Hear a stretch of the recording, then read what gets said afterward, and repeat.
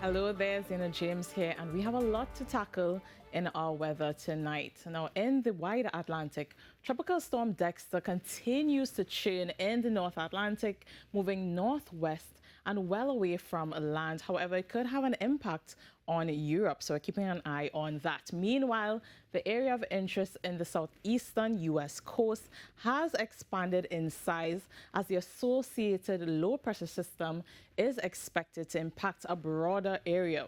Further out in the central Atlantic, a second disturbance is forming from an incoming tropical wave, and the area of disturbance has also grown in size. As we edge closer to its passage, forecast models are refining its track, but for now, it is expected to move northwest into open waters over the next 7 days. While the center of this potential disturbance will remain far from us, it may still draw moisture over our islands by the weekend, so we are watching it closely. Over in the Pacific, Henriette is still spinning far out in the Pacific Sea, and now Tropical Storm Evo has joined in with it just off the western coast of Mexico, moving in a northwestern direction and could strengthen as we head into Thursday. But back at home, we experienced variably cloudy skies today with spotty showers and isolated thunderstorms once again concentrated over the western half of Trinidad. So right now, soils are looking a bit saturated,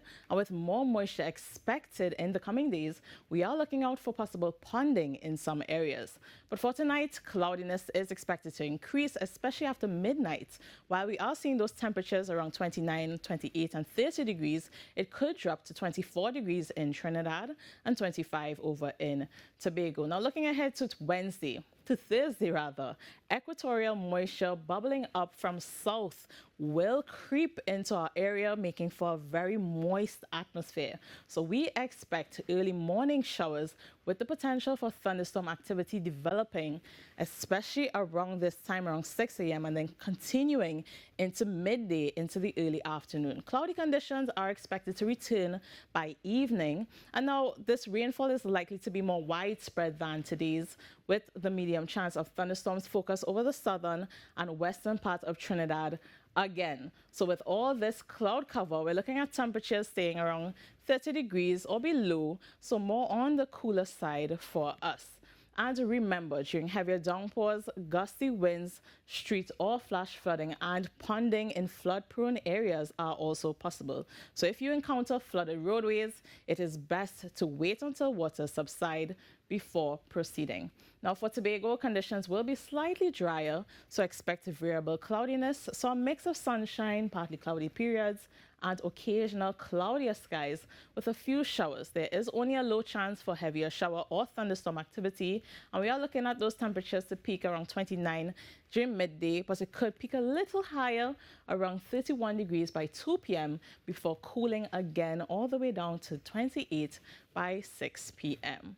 When it comes to our seas, conditions remain slight to moderate with wave heights up to 2 meters in open waters, and in sheltered areas, waves will stay near 0.5 meters for Trinidad and closer to 1 meter for Tobago. And as we take a look at our tidal times, it is worth noting that spring tide is ongoing, which could slow runoff from any localized street flooding. So we will continue to monitor those levels closely, especially during periods of heavier rainfall. Now that's it from me. For your weather, I am Zena James.